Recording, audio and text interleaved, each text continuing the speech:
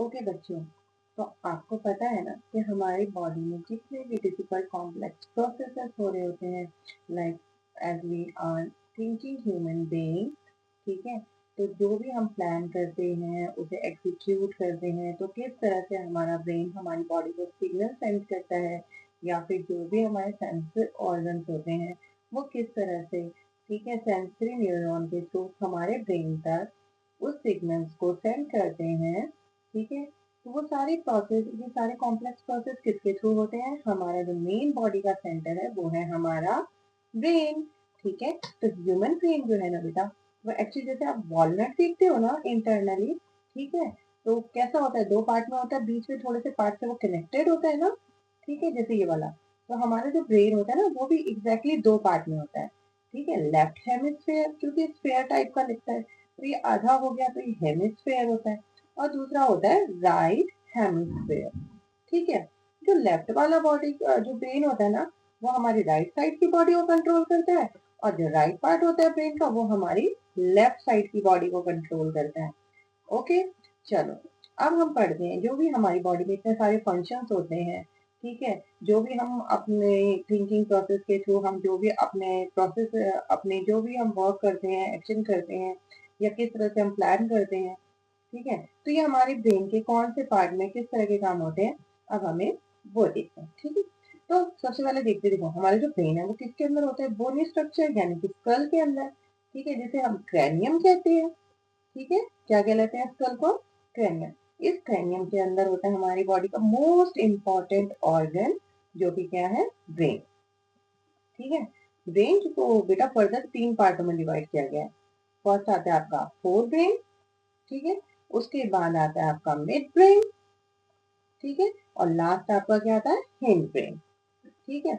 अब जो fore brain है ना बेटा, उसमें कौन कौन से आते हैं? जैसे आपका सेरिब्रम हो गया, हाइपोथैलेमस हो गया, ठीक है। तो ये सारा जो स्ट्रक्चर है ये हमारा सेरिब्रम और हाइपोथैलेमस का ये सारा स्ट्रक्चर ये किसमें आता है? हमारे फोर ब्रेन के पार्ट में, ठीक है। तो ये फोर ब्रेन करता क्या है? देखो, जो हमारे विजुअल एक्शन हो गए, हमारी स्पीचिंग हो गई, ठीक है, थिंकिंग हो गई, या फिर हम मेमोराइज करते हैं किसी चीज को, तो ये सारे प्रोसेसेस जो होते हैं वो किसमें होते हैं? वो हमारे फोर ब्रेन में होता है। देन अकॉर्डिंगली हम एक्शन करते हैं, जैसे हमें मुझे अपना हाथ हिलाना है, या मुझे वॉक करना है, ठीक है। तो जितने भी ये मोटर वर्क जो हो गए, हमारे मोटर एक्शन जो हो गए, इसे भी कंट्रोल करने का काम कौन करता है? हमारा फोर ब्रेन।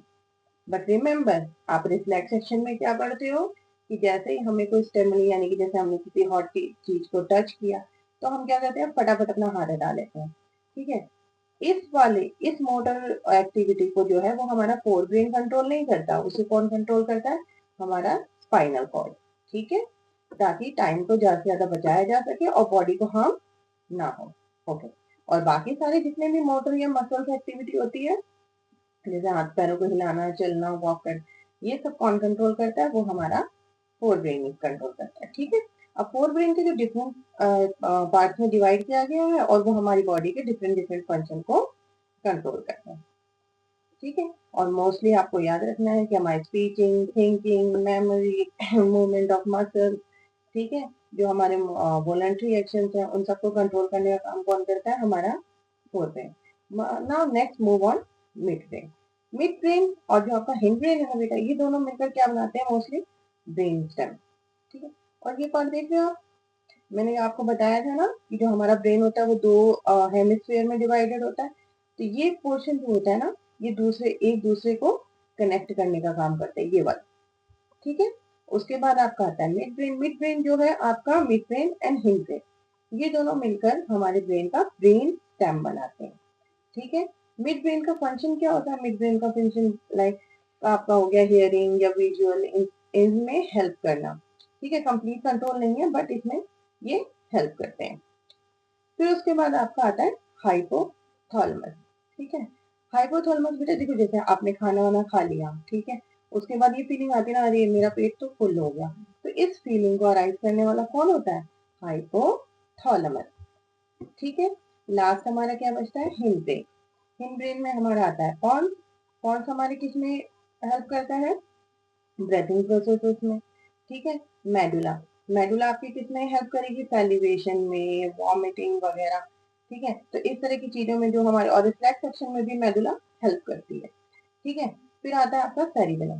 देखो बेल, ये छोटा सा लग रहा है ना, इस जैसे छोटा सा ये ट्री हो, ये ट्री टाइप की शेप जो दिख रही है। ठीक है, सेरिबेलम जो, इसका मेन काम क्या है, हमारी बॉडी के बैलेंस को मेंटेन करना। ठीक है, इधर हम राइटिंग कर रहे हैं, हम वॉक कर रहे हैं, स्पीच कर रहे हैं, जो भी कर रहे हैं, उस चीज को, उस बैलेंस करना।